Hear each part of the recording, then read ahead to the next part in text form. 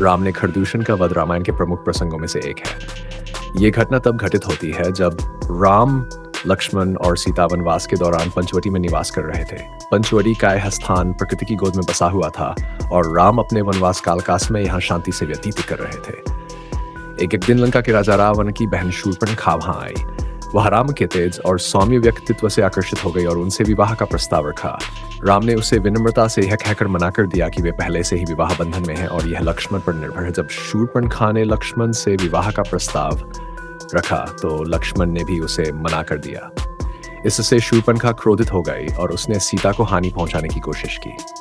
लक्ष्मण ने उसकी नाक काट दी और उसे अपमानित कर वापस भेज दिया।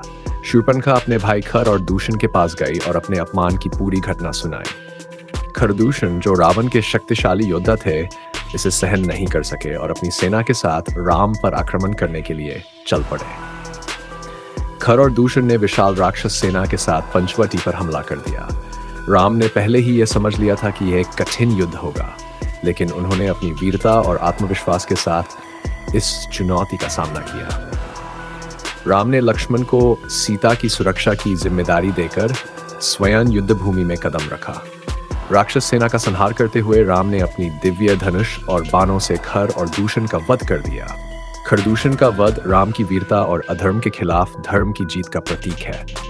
इस घटना ने यह संदेश दिया कि अधर्म चाहे कितना भी शक्तिशाली क्यों न हो, सत्य और धर्म के आगे टिक नहीं सकता। राम ने अपनी नैतिकता और धर्म का पालन करते हुए अधर्म का अंत किया और यह साबित किया कि एक सच्चा योद्धा वही है जो न केवल बाहुबल में सक्षम हो बल्कि सत्य और न्याय के मार्ग पर चलता हो।